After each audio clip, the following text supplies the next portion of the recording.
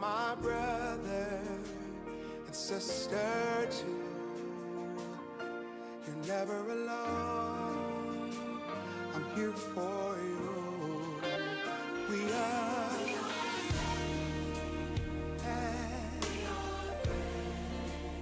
No, you can. You're my and sister. You're never alone. And if you leave. Amen. Good afternoon and welcome to Evening Bible Class. We thank God for all of you that are here. Amen. And we are, first of all, I want to thank my sons for teaching Bible class on last Wednesday.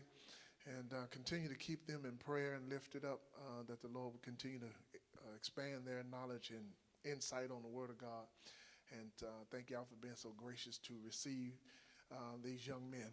And so, but I want to get back to what we were talking about before I had left to go and take care of the business. So I want to come back to dealing with the body, soul, and the spirit.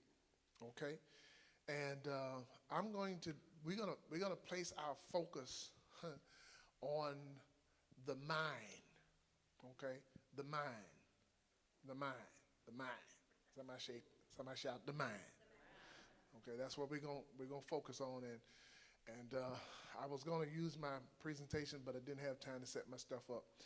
But as you can visualize in your head, if you can just see in your head those three chairs, okay?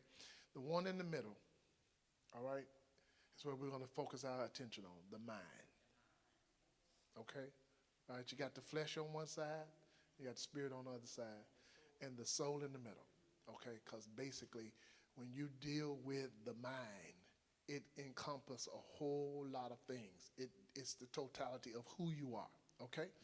And so I want you to write this down, and I want you to understand that when you deal with the mind, okay, you deal with knowledge. Number one, you deal with knowledge. Okay. Number two, knowledge develops character.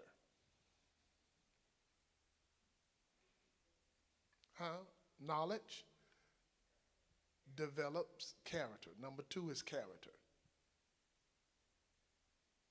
All right? Y'all let me know when y'all ready. Number three, develops spirit. Just put spirit down. So it's knowledge, character, spirit. All right? Number four, my feelings.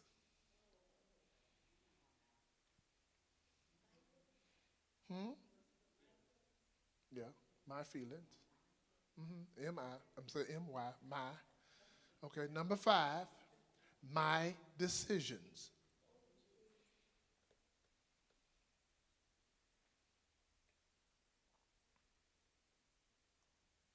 All right, you ready? Number six, my attitude. Somebody say, uh-oh.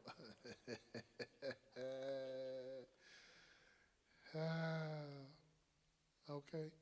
And the last one is my imagination.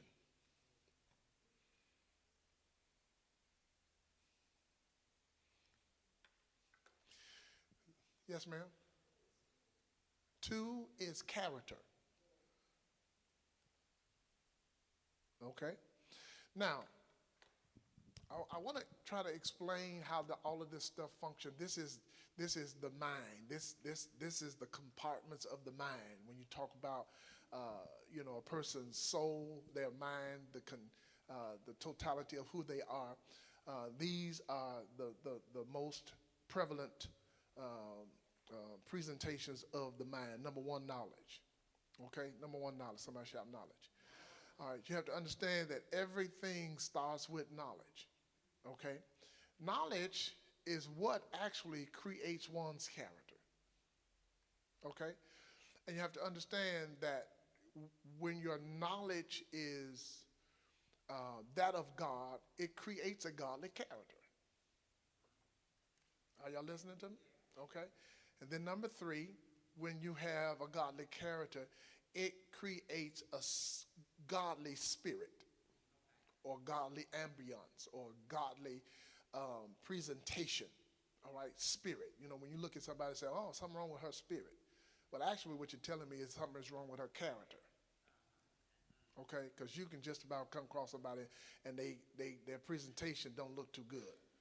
Okay, because of their character. All right. Are you following me so far? When you get to knowledge that comes along to a character that comes around the spirit, then you start to deal with your feelings. Okay? Because you have to realize that your emotions are governed by what you think. It's governed by your knowledge, which produces your character, which produces your spirit. Are y'all saying this? Which actually gives vent to your emotions. All right? Are you listening to me? Are y'all understanding it though so far? Yes, no, maybe, I'm lost. Okay, yes. Your emotions are developed, number one, by the knowledge you keep that produces your character, that produces your spirit. All right? Because all of those are connected together, whether you know it. Because when you have a nasty spirit, it's because you got a nasty character. And if you got a nasty character, it's because of what you possess in your intellect. Are y'all listening to me? Okay. And so that has everything to do with how you feel. Okay? Okay? I heard one yes. Okay. All right. When you talk about my feelings, how many know that most of us make our decisions out of our feelings? Which is a real big mistake. Because at any given time, your feelings can shift like the wind. All right? I hear the younger generation talking about, well, you know what? I just ain't feeling that. I ain't feeling him. I ain't feeling her. Well, see, the problem with feeling is that you can look at a person's presentation and be stimulated by the fleshly appearance and the presentation, and you will have a certain feeling, all right, that will cause you to have a bad decision because you didn't use your knowledge. Just because it looked good don't mean it is good. Y'all don't want to talk to me. Don't nobody want to talk to me.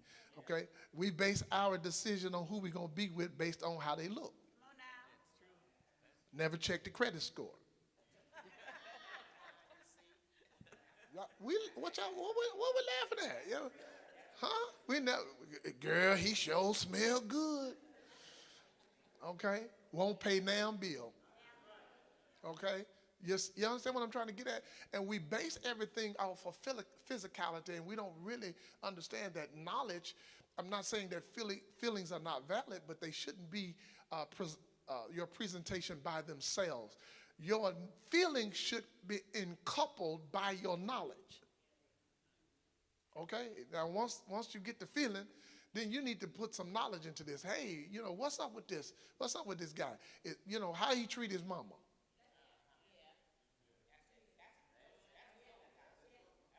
Because that's going to tell me how he's going to treat me.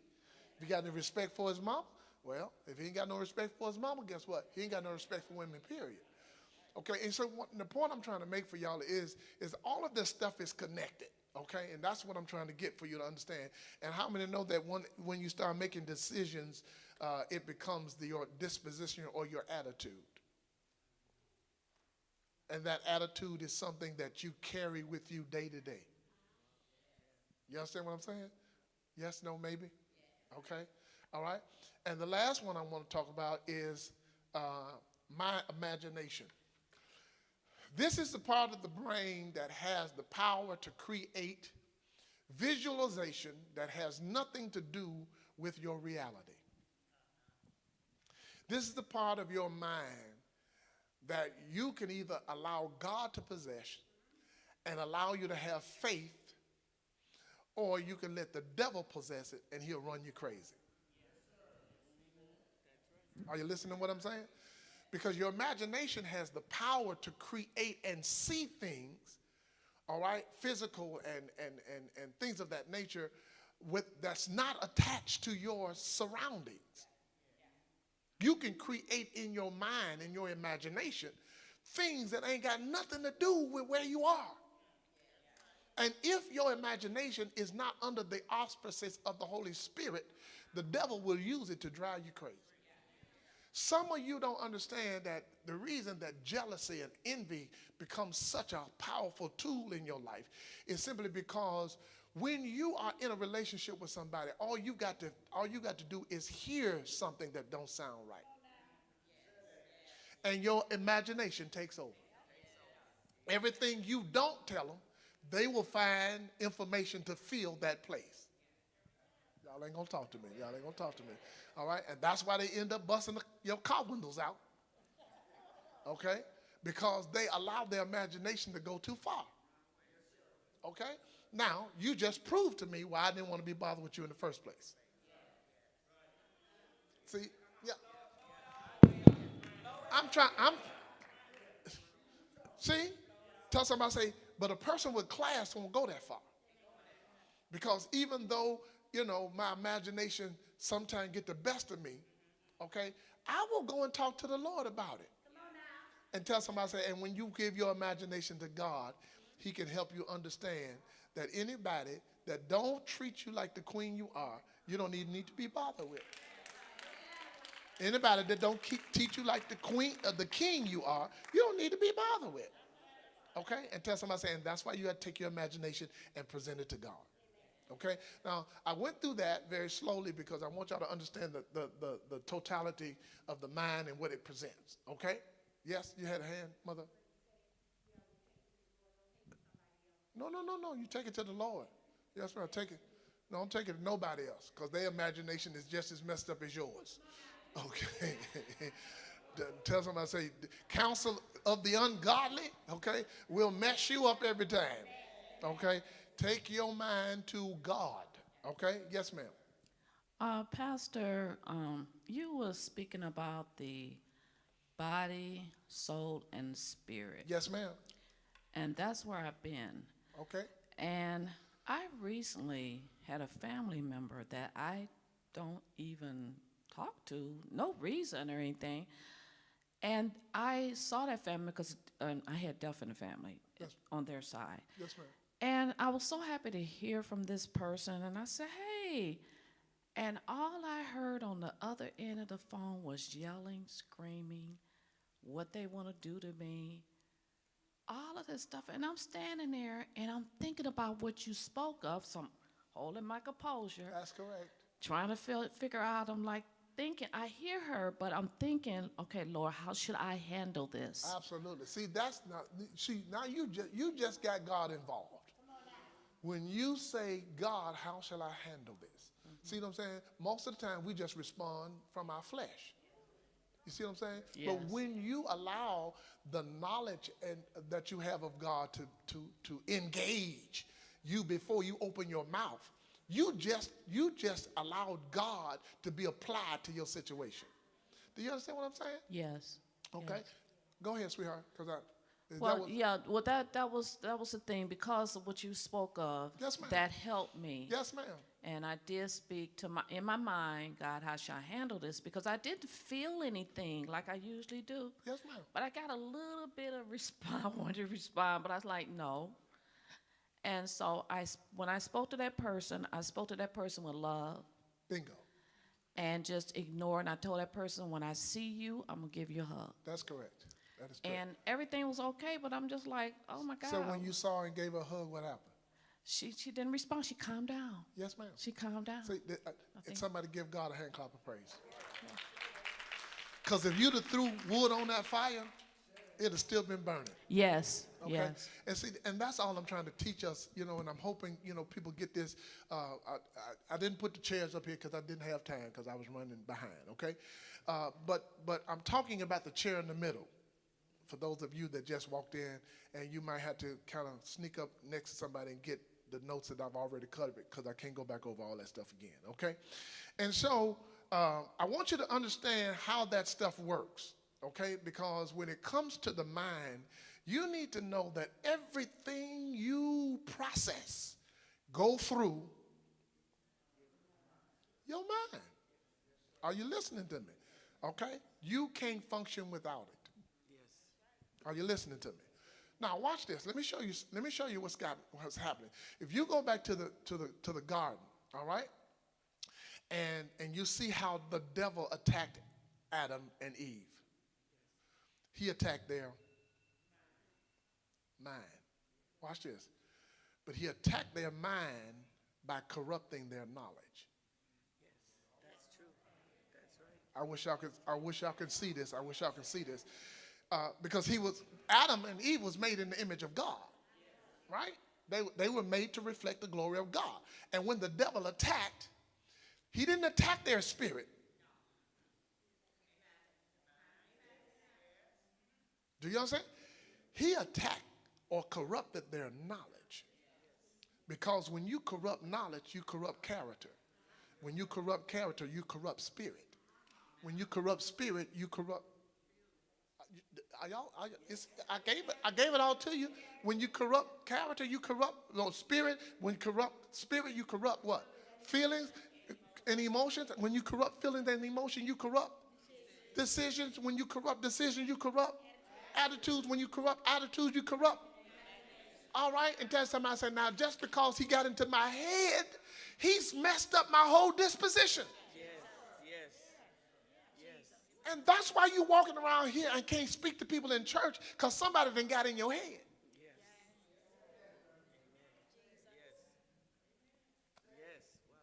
Wow. I just want to talk to y'all, okay? All right, now I want y'all to understand this. We want to go to Jeremiah 17:9. I think we did this. All right, we did this once before, but I want to do it again quickly. All right, because we need to understand the battlefield in which we fight on. Okay, we so busy fighting in flesh and blood that we don't even show up for the battle. The Bible says we wrestle not against flesh and blood. Is that right? Let me tell you what that means to me. That means that the battle we fight amongst ourselves ain't the real battle. The real battle is in my mind. Yes.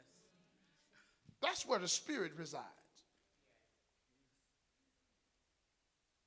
And the devil used people to put stuff in your He does. Are y'all seeing what's happening here? All right, let's read. Let's read. 17:9, Jeremiah 17:9. Yes, ma'am. All right. It says, when you see the word heart, it's translation of what? Mind. Understand that, okay? Because, we always refer to this, but it's not this. It's this, okay? It wants to say, your mind is what? Is deceitful above all things, okay? And you have to understand why it's deceitful, okay? Because deceitful simply means it presents a presentation that is not true. Are you listening to me? Okay? That's our mind, okay? Because our knowledge has been corrupted, okay? When we see certain things, it ain't always what we think we see. Because our minds define what we see. Are you listening to me? Yes, no, maybe y'all following this, okay? And so when your mind is corrupt, what you see gets corrupt by what you think. Are you following me? Okay? And this is how the devil gets to us, all right? And when you start talking about a deceptive mind, it's misleading, it's crooked, it's not straight, and somebody shout, it's polluted. Okay? Because once your knowledge is corrupted, all right, then your character follows. Once your character gets corrupted, your ambience or your spirit follows. And it goes all the way down that list. Are y'all seeing this? All right. So let me see. I'm trying to do this carefully. All right. Are there any questions so far? Okay. Because this is what I want to show you. All right? Now, if you understand what I just given to you, okay, because I'm about to shift to the next level of this teaching, all right, which is found in Romans chapter 8, verse 7.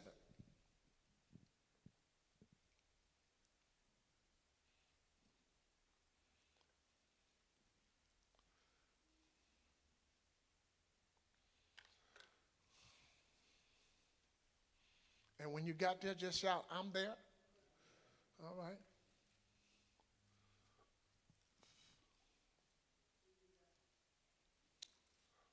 Quicker you get there, the quicker we can move.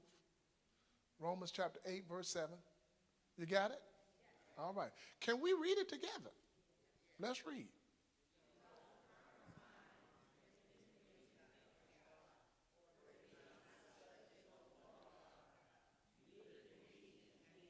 Now, let's talk about what you just read. Does anybody know what that word enmity means? Hate.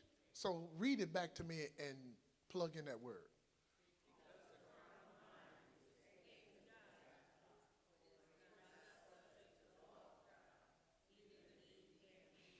All right?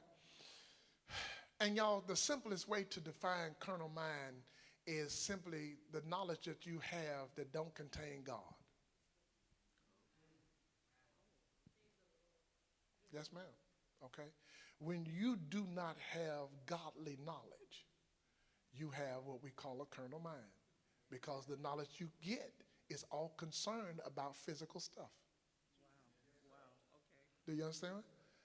And tell somebody, say, and my life does not run off of physical stuff. It runs off of spiritual stuff. Okay? So the carnal mind, somebody shout, the carnal mind hates God. Here's the problem with that. If I'm made in the image of God, in the similitude of God, guess who else it hates? Did y'all see what just happened? Did y'all see what just happened? See, this is not just a hatred against God, all right? But if I'm made in the image of God, my mind even hates me. And we don't understand why we keep operating in the spirit of self-hatred.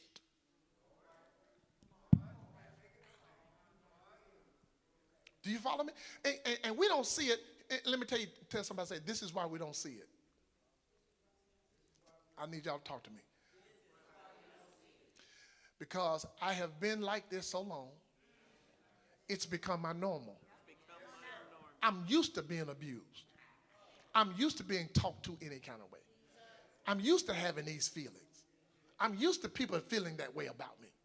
You understand what I'm saying? And tell somebody, say, and because you don't know what the word of God says, you don't even know that you are in an abnormal situation. Amen. Wow. Yeah. Yeah. Because when you don't know what God intended for your life, you just accept what's in front of you. Yes, ma'am. Well, yeah. Listen, she asked the question, is that why so many people commit suicide? I would almost say to you emphatically, absolutely. Because if you love yourself, I ain't gonna hurt me. I might hurt you.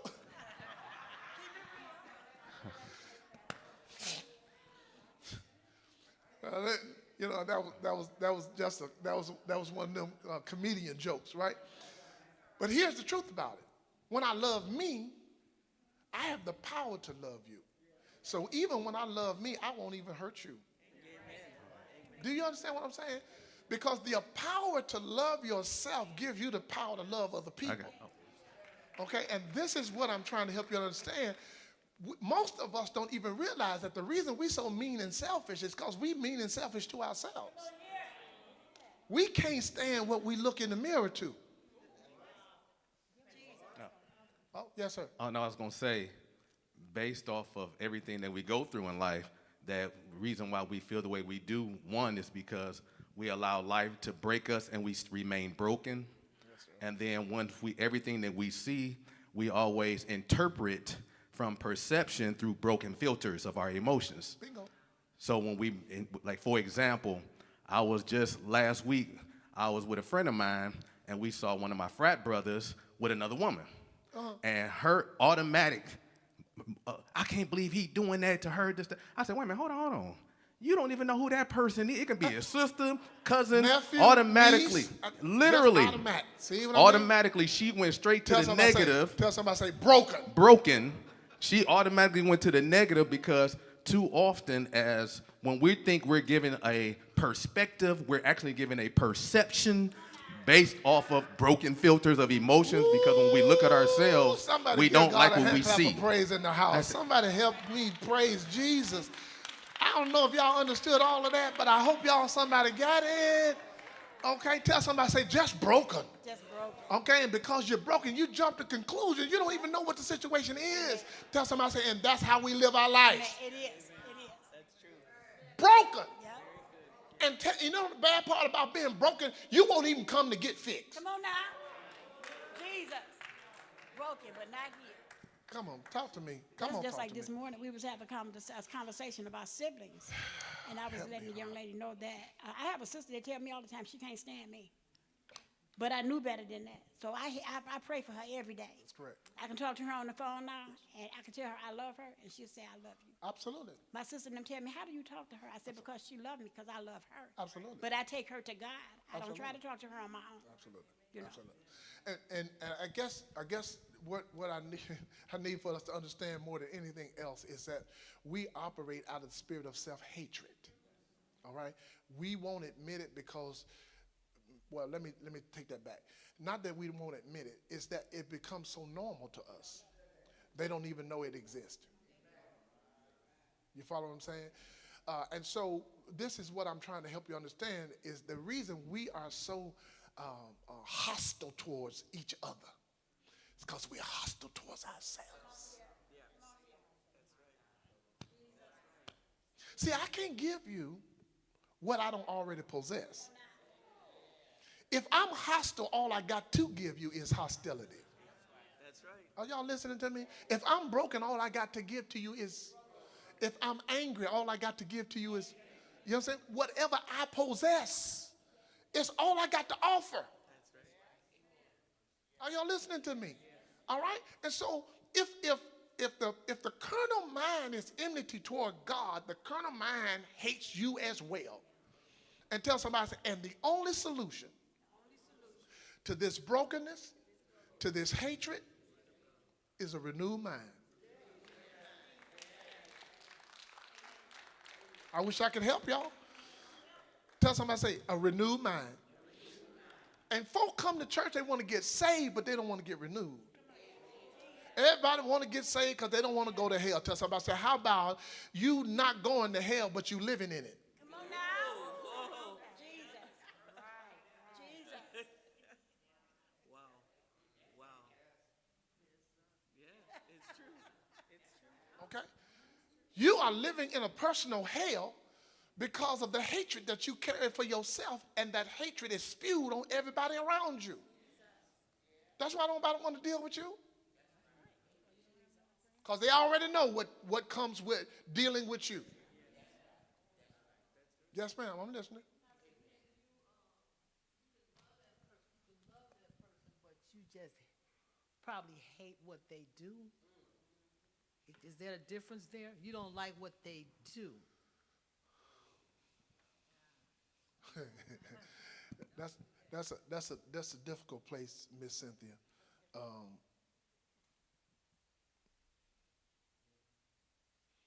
Because I try to take the word hate out of my vocabulary, and that's why it's difficult for me, but I'm going to share with you my perspective. Now, that's what I'm going to do, okay? I don't talk about how I hate what they do. I say that they don't understand and they're immature, and that's why they do what they do. Do you see what I'm saying?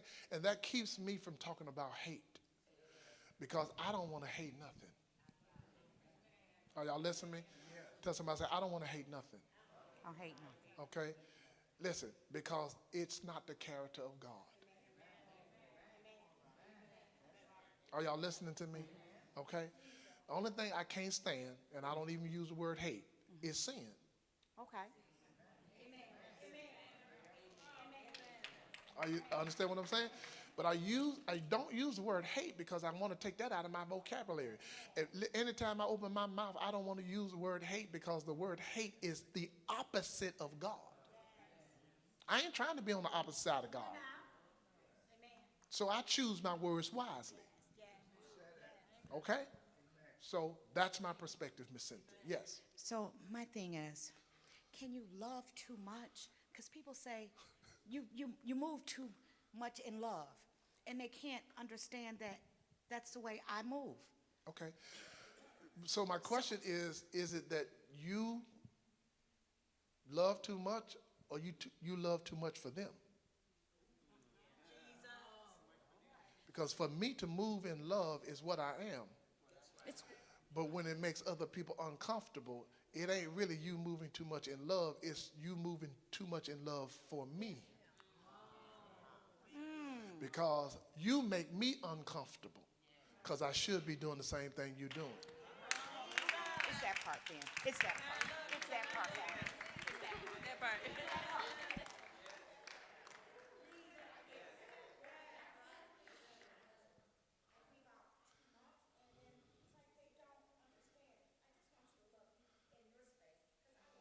Yeah.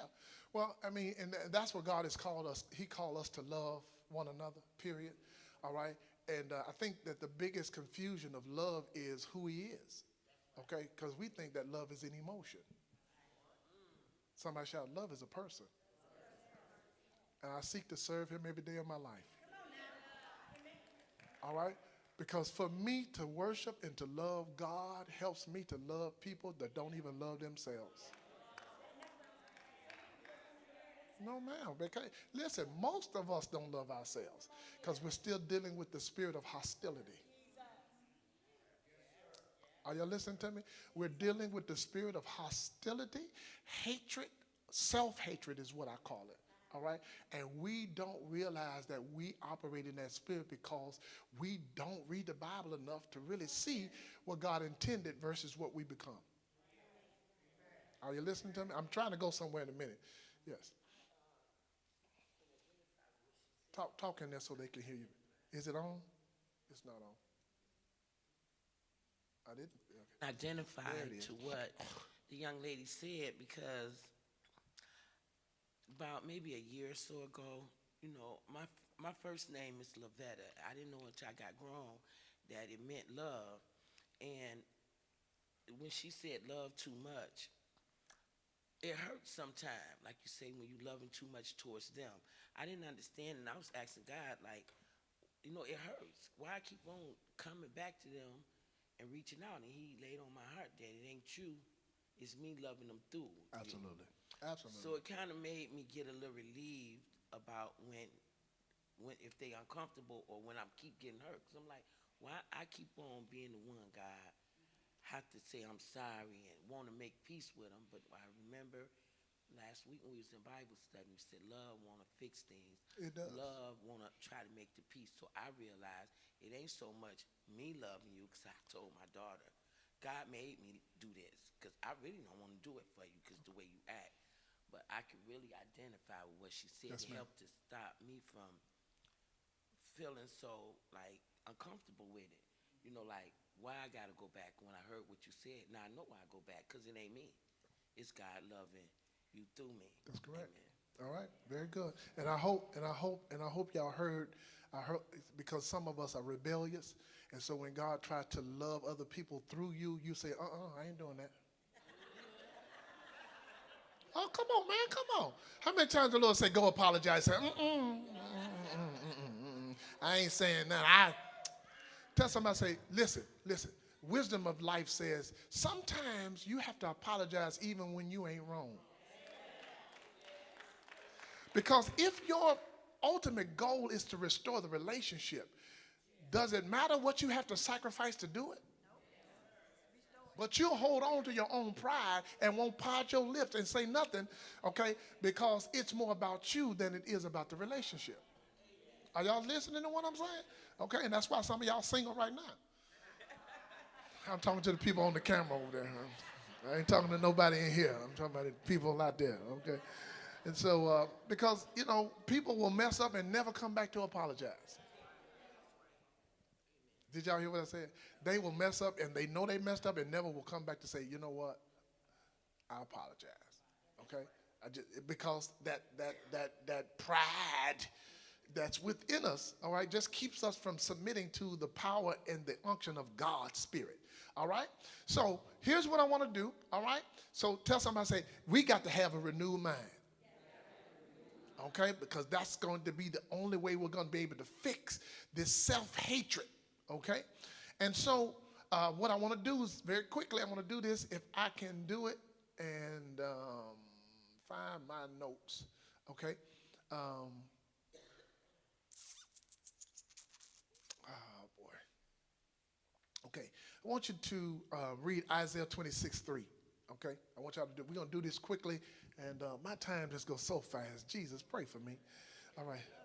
I know, it just goes too fast for me. Huh? Take what? 2 hours. Listen, for me to explain and to walk through this stuff, sometimes it does. All right. Isaiah 26:3. I want to show y'all some principles here. And I want you to understand, tell somebody, say, I have to have a renewed mind. Somebody say, God, Lord, fix my mind. Okay. 23, if you got it. Does that say 23? 26. 26 and 3. All right. 26 and 3. All right. Read it.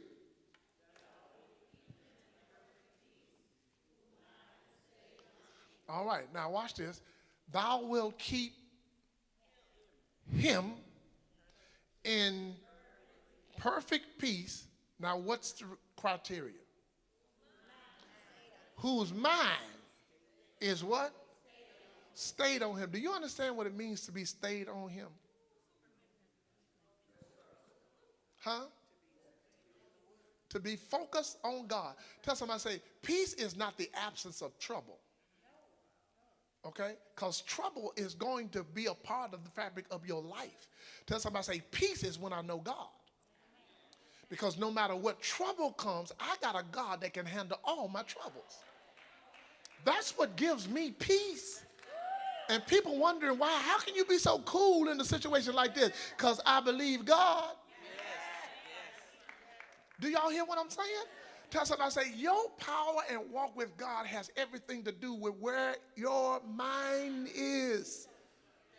Because if you let your mind get focused on the stuff, guess what's going to happen? Torment. But if you let your mind stay on God, tell somebody, say, there's peace. Well, I mean, and even if it ain't peace, if you keep it there, God will perfect it so that it becomes perfect peace. I wish I could help y'all. Yes, sir. Somebody hand go up, Mr. Michael. Y'all getting excited now. So. Okay. All right, Okay. come on. Okay. The word says, Jesus said, if you abide in me, I'll abide in you. That's what he said. That's That's it. You abide in me and I abide also in him. All right, I saw Mr. Michael's hand go back. Pastor, that's just like my children. They got this thing about their hand always stuck out, right? On 8 Mile in DeQuinter, it was a Bank of America. They done tore it down.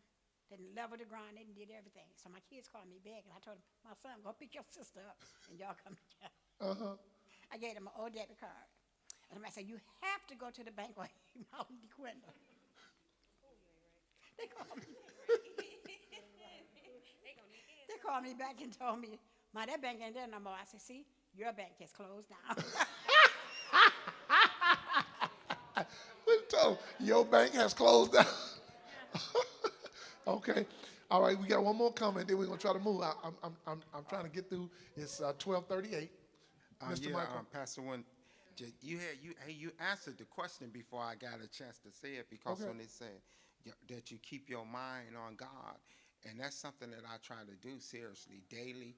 But when he said be at perfect peace, you know, God reveals to me how wretched and my thoughts be because all the time. Every time he be the walk, you all out of order. You saying this, you say I don't be in peace, and then you cleared it up and you said, but he will come perfect that, That's right? correct, Because sir. when you have your mind on God, sometimes you ain't in perfect peace because you looking at somebody and thinking the wrong thing, you saying the wrong thing. I know I do. I don't know about y'all. I look at They somebody. they and do it say, too, "Tough." Michael. Don't You don't know let what them I fool mean? you around here. I'll be Like there, they all right. sanctimonious. Okay. We all do it, from the pastor to the last person in the pew. We fight with that. Tell somebody, say, but the power of my presentation, even though my mind is wretched, I got a God that can regulate my mind. Do you understand what I'm saying? And so that's why I want to have God on my mind, because I can't live without him. Because my mind is deceitful, it's corrupt, it's bad. I'm just talking to the real people who going to acknowledge the truth, okay? Because all of y'all that come to church and think y'all don't have this thing going on, then that's between you and the Lord. But the people who real with themselves, okay, even in church, when I'm trying to get my worship on, my mind just goes, skirt. Lord, go get it. Because they didn't, Mr. Johnson, they went the wrong way, Jesus. She shouldn't have came up there with that short skirt on. She shouldn't have done it. Jesus. Come on, man. And then people want to play like they manhood don't work in church. I love the Lord. He heard my cry, but Jesus ain't nothing finer than a black woman to me, okay? I'm sorry, okay? And so at the end of the day, we don't want to talk about the truth. You know, we want to act like it don't exist. Tell somebody, say, don't lie to yourself. Be true to you. Tell somebody, say, but the God I serve, when my mind get out of control, will bring my mind back to where it needs to be. Now, that's what I'm trying to tell you. Okay? And we sit up and y'all see these black men come in here, they say, oh, Jesus, he fine. Ooh, and your mind ain't on Jesus. Okay? You have to say, Lord, come get me. Come on now. Come on. My wife is a thoroughbred. I call her thoroughbred. Big, red, pretty girl, okay? And I see when she be watching the men walking the mall, and I see her. And I ain't mad at her. Yes, ma'am, absolutely. Absolutely, all right? And the reason that the relationship has lasted so long is because, number one, I'm not jealous of the fact that she looks at another man. And let me tell you why. Because when my car cranks up, she's going to be sitting in my passenger seat. Y'all can slob and fall all out on the floor if you want to. And ooh, ooh, ooh. And I just keep walking like I don't see it.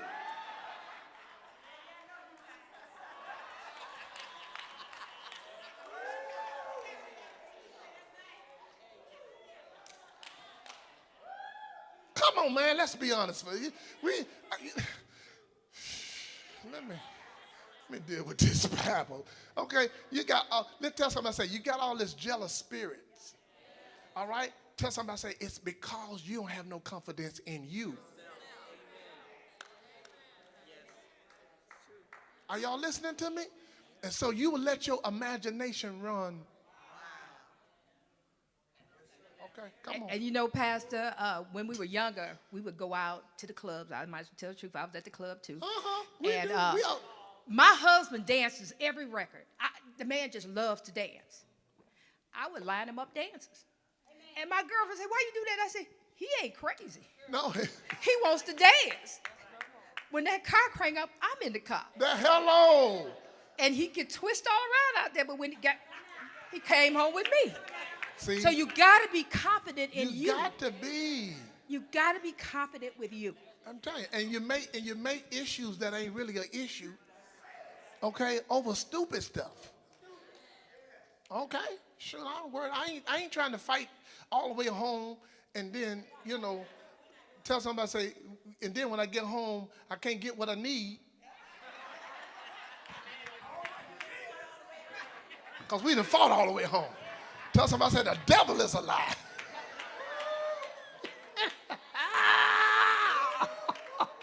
Come on, daughter. Let me. I'm trying to help somebody today. Come on. I think the problem really be coming from the other people. Like, cause I'm kind of like the same way if I deal with somebody. Like, I don't mind them doing, whatever it is. Cause I be like, hey, I know what I am, but you know, you go ahead and you do that, it's fine. But the other people, like your friends, they'll be, oh, you just gonna let them, they said they looking at you like this, or they doing this and they doing that. And I'd be like, okay, like what's the big deal? You know, it's not hurting me, so why is it hurting you? But the people nowadays, they try to satisfy their friends, so they want to get mad, get big and tough, and now me and my friends gotta be going to war with this girl for no apparent reason. Cause when I go home, I'm still gonna be with that man, and y'all probably gonna go home to nobody. So what's the point? Can I say one thing? Can I tell somebody? Listen, say, have your own mind.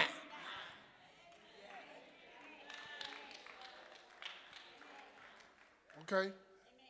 I want you lonely because I'm lonely. So I'm going to poison your stuff. Okay. Anyway, come on, y'all. I didn't mean to get stuck this long. I didn't mean to spend this long. Philippians 4:8. Philippians 4:8. Okay, Jesus, I got 15 minutes. I don't know, maybe I'm going to be able to do this, Jesus. Philippians 4:8. Okay? Oh, God. We're talking about the renewal of your mind, right? Okay? Because you don't understand wherever you place your mind is what's going to be produced in your life. All right? Listen, this is going to be the last passage I'm going to read, and then I'm going to try to get to something, okay? All right? Philippians 4:8, you got it? Let's read it. Listen what he say. Uh-huh. Mm-hmm.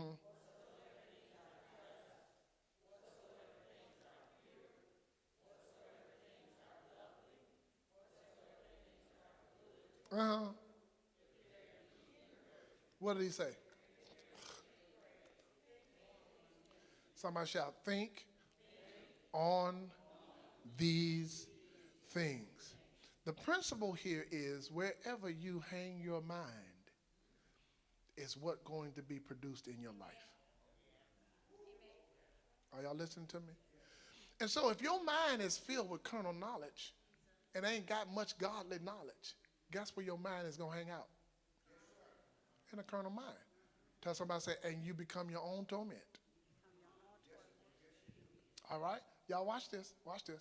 Tell somebody, say, wherever you let your mind wander, that's what your life going to end up producing. That's why the devil has shoved TVs and radios in our presentations, platforms on Facebook.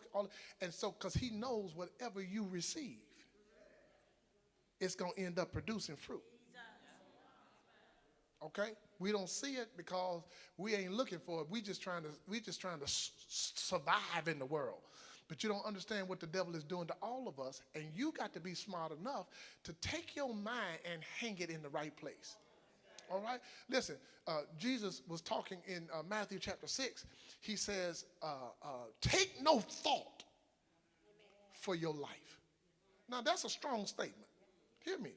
Somebody, go to the Bible. I hate to tell y'all stuff in Matthew chapter 6. I hate to talk about the Bible and y'all ain't there. 25.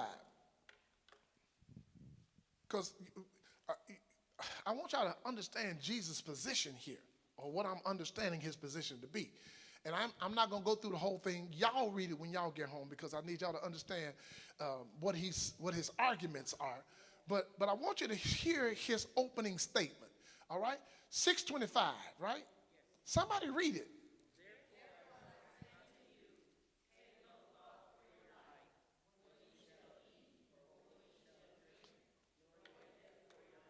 Okay, pause. I want to read all that. Listen, he says, take no thoughts. Don't even let your mind wonder about these things. Think about this, y'all. Think about what he's saying. Take. Now, let's talk about reality. Let's talk about where we live. Tell somebody, say, all my mind thinks about. Food, drinks, clothing, cars, houses, bank accounts. Are y'all seeing what's happening here? Okay. And Jesus is trying to help you understand that when you focus on those things, those are the things you go after. Listen, can I ask you a question? When it comes to self-hatred, we don't see just how self-hatred allows us to treat ourselves. Watch this. Number one, why we don't take vacations?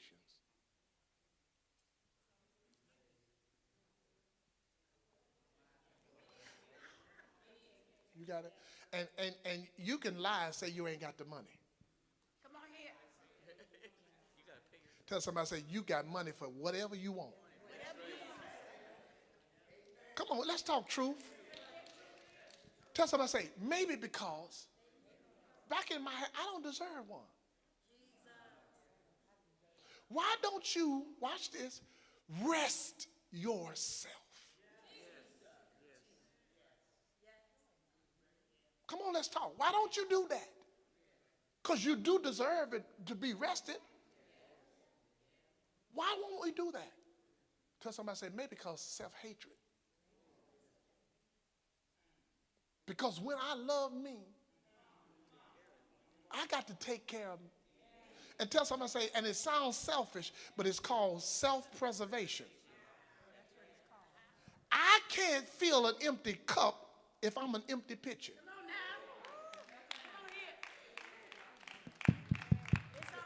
All right, can you hear me back there, baby? And y'all, how many times have we got frustrated with life because we're trying to pour into somebody's glass from an empty pitcher? Because we don't take care of.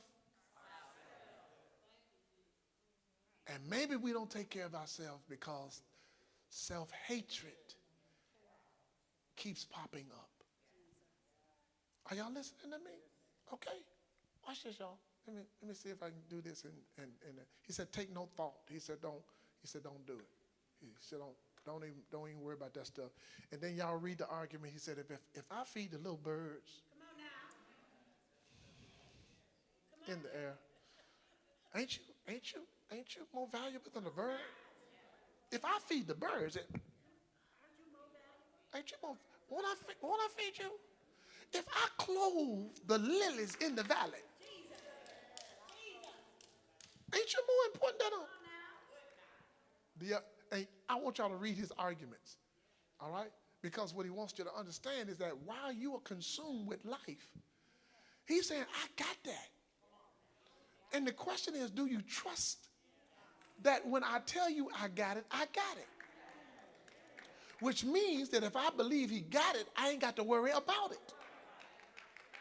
Thank you for the 4 amen. All right? Tell somebody, say, it's really a trying of your faith. Yeah. Okay? Because how many know, I don't worry when I know God got it. I only worry when I don't think he, really want to, you know what I'm saying? Tell somebody, say, my mind is at peace.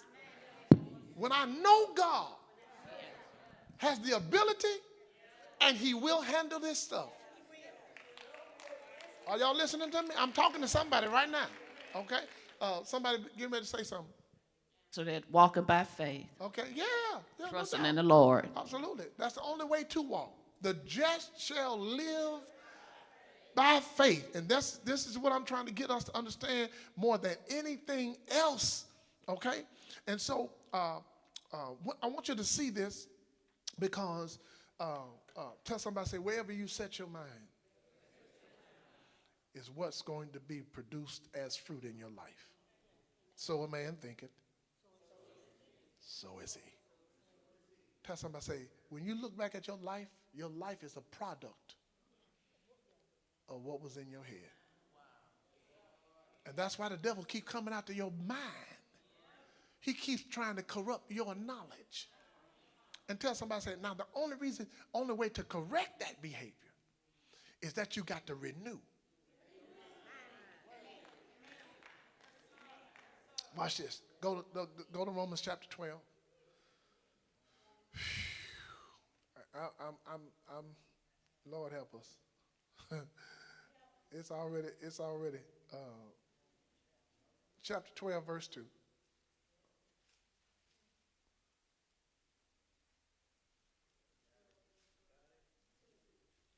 Okay, we'll read 1 and 2 for the sake of context. All right? Ready?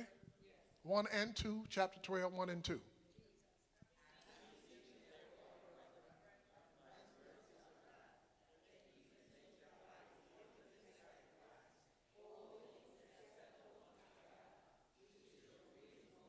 All right. Now that's his first presentation.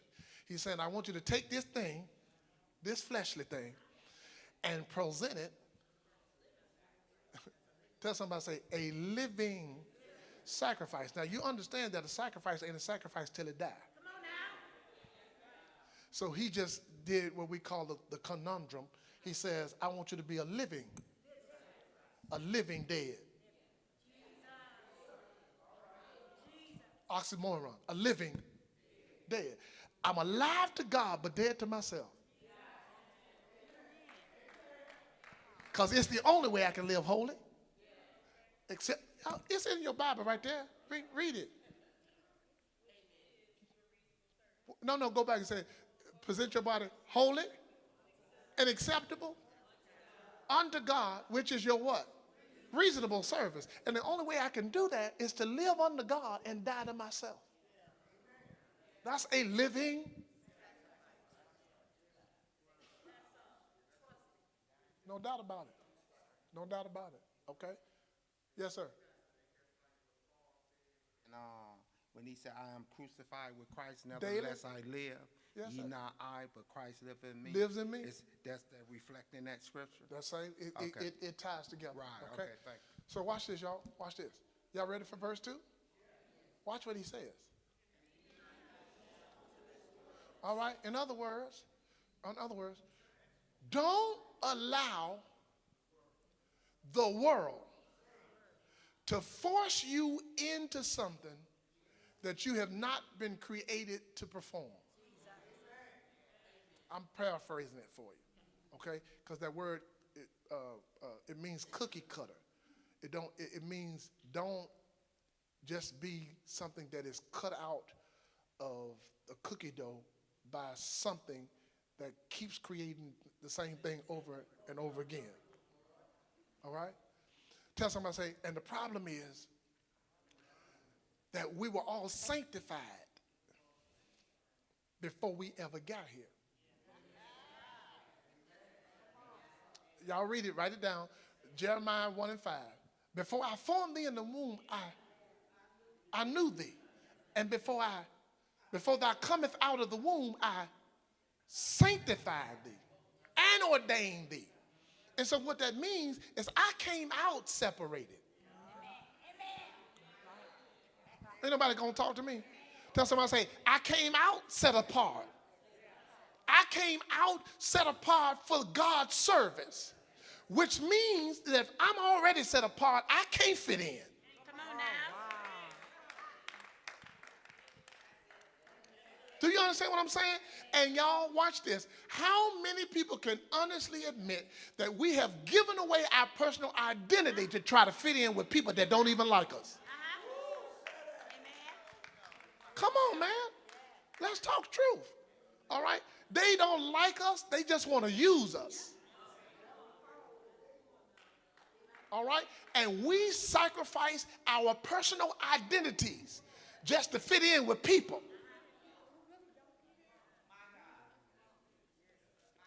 But listen, tell somebody, say, you're going to have to learn how to be satisfied with who God made you. Either they going to like you or they ain't going to like you. But be true to yourself. Are y'all listening to me? You got to learn how to walk amongst people and love people even when they don't love you back. Are y'all listening to me? Okay? Because what we've done is we have sacrificed our own personal identities just to fit in. Are y'all hearing me? All right? Tell somebody, say, that was never God's will. I don't want to sanctify you and set you apart for you to jump back into the crowd. Okay? Anyway, I saw Mike go. Yes. Pastor, what I just wanted to say is what I had to learn is sometimes you have to stand alone when you're trying to do the will of God or the work of God. Absolutely. Because if I'm living in a world that is anti-God, all right, people ain't going to take too well to me when I'm trying to serve God. And I'm good with that. That's just less demons I got to deal with.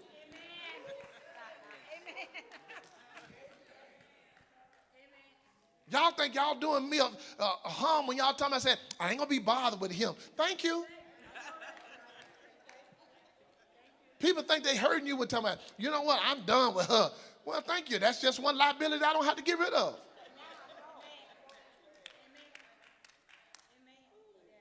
Are y'all listening to what I'm trying to tell y'all? And people really think they doing y'all harm when they don't want to do. See, tell somebody, say, because when you know who you are, you know what you bring to the table. Tell somebody, say, I know who I am, I know what I bring to the table. And when you cut yourself off from me, you the one losing. That's right. You want to break up with me and go somewhere else? Fine. Because you going to lose. Because ain't nobody going to love you like I love you. Ain't nobody going to take care of you like I do. Ain't nobody going to sacrifice for you like I sacrifice for you. You think the grass is green on the other side? Go ahead. And when you get there, it's AfroTurf.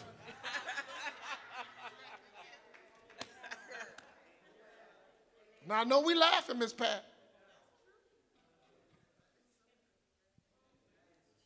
Be not conformed. Y'all thought I forgot. To this world. But watch what he does tell you. Be ye. Tell somebody, anybody know what that word transform means?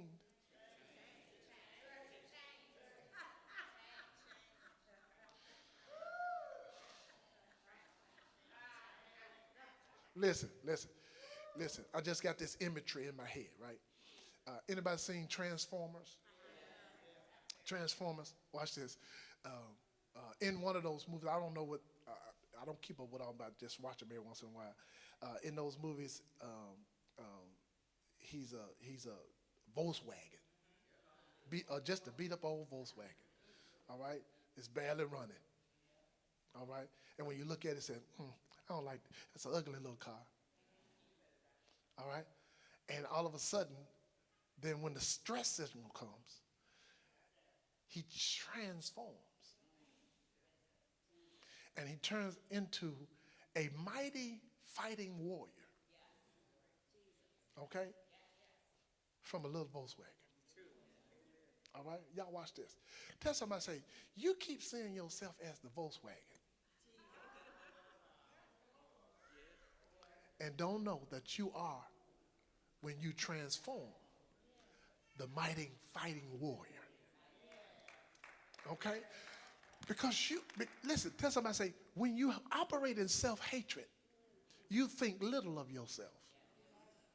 Tell somebody, say, but when the knowledge of God resonates in your mind, he begins to show you what kind of giant you really are. Tell somebody, say, and when you transform, tell somebody, say, I'm very careful how I walk amongst people because I know I'm bigger than they are.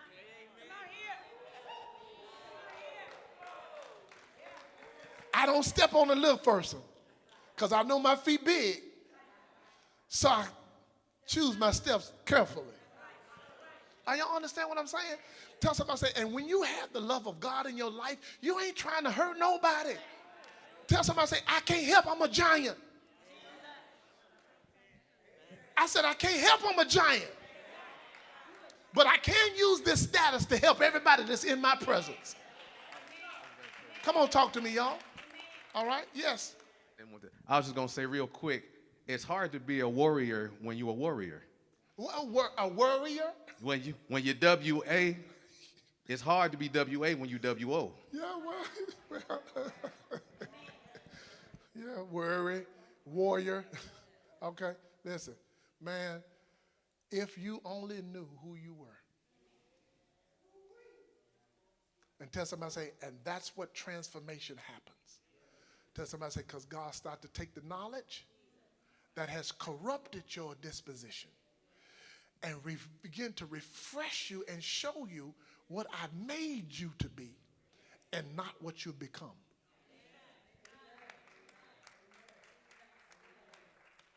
God, I wish somebody would hear.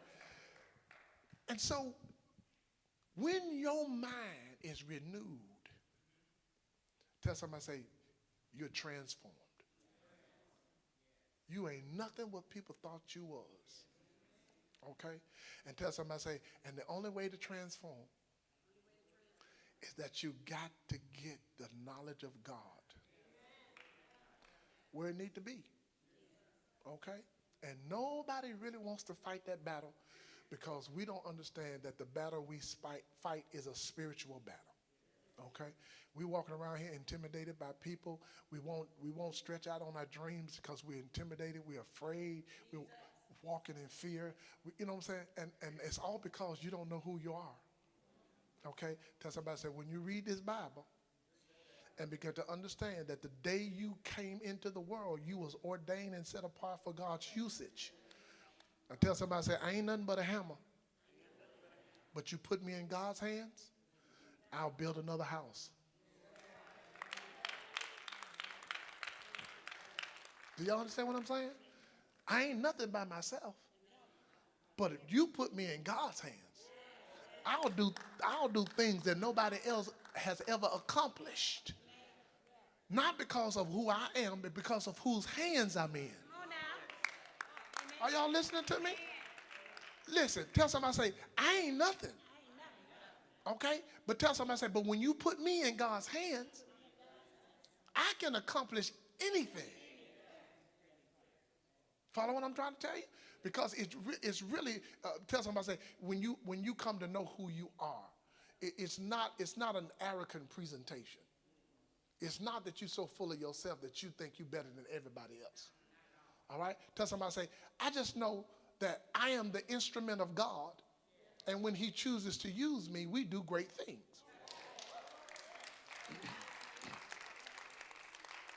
Are y'all hearing me? Okay? Whether it be on the job, whether it be in church, whether it be out in the street or in the community, wherever I am. Tell somebody, say, wherever he places me.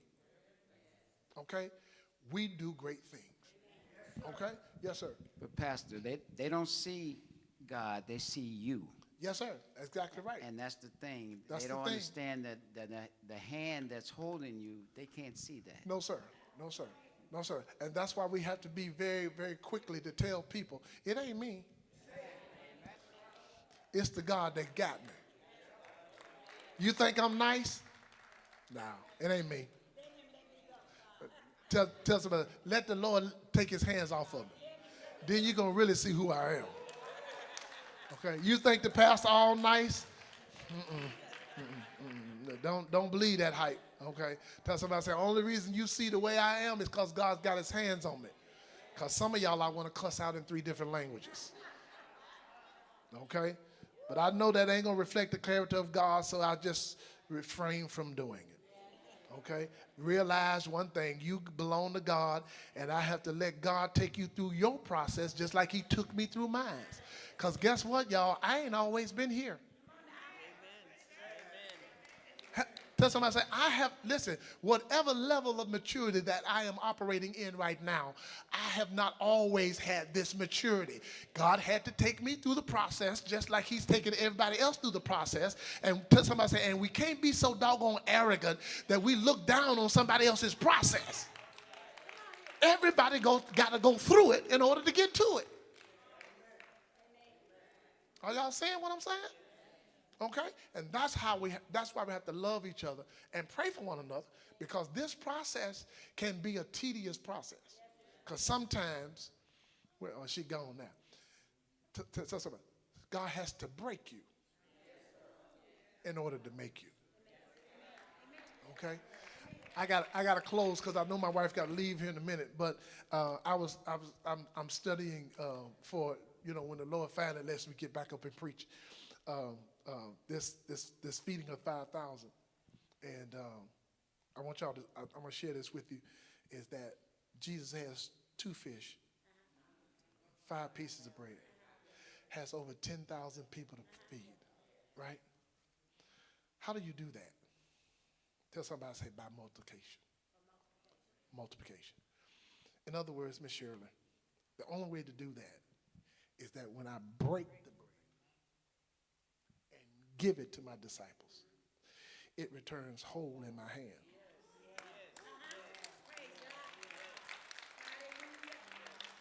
Y'all didn't see yourself, did you? Tell somebody, say, because when he breaks you, it is to help somebody else.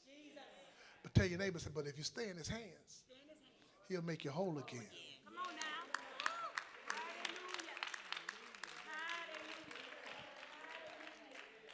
I'm telling you, loving people is very difficult when they are not lovely. And they will hurt you to the core. Are y'all listening to me? Tell somebody, say, but if you stay in his hands, every breakage that happens in your life, God will restore you again. And let me go on a limb to even say that God just won't restore you back to normal. He'll make you greater than you was before he broke you.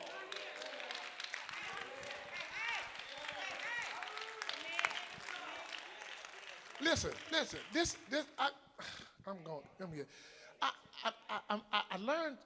I learned so much in just being the pastor and just trying to help people.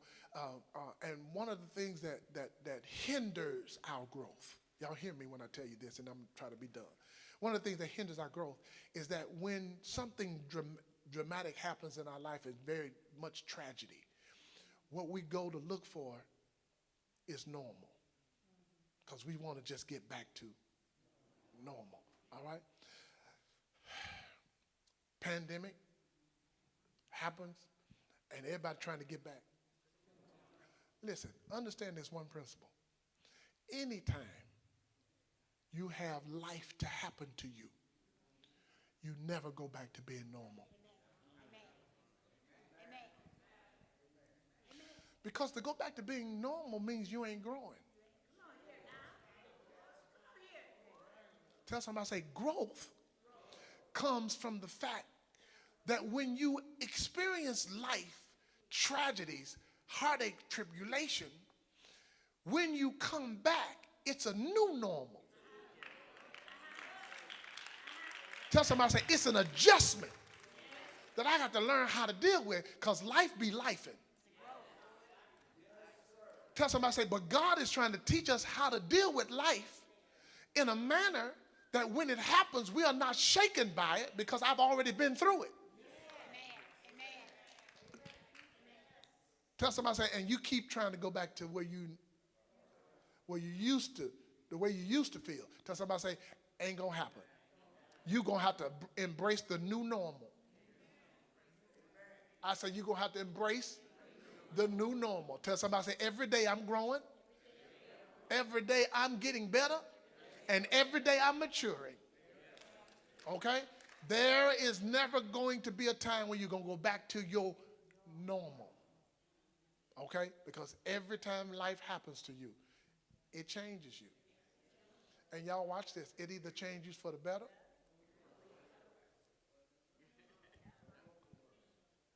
or for the worse. And y'all watch this. What determines whether I transfer for the better or for the worse? Tell somebody, say, your mind. That's why Paul said, I press toward the mark of the high calling, which is in Christ Jesus. See? Because if I don't press, life will push me back.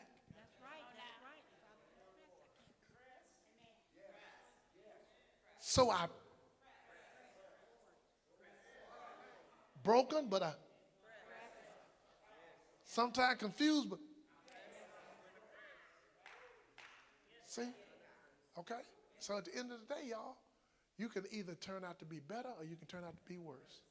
Tell somebody, say, I've been living too long to go backwards.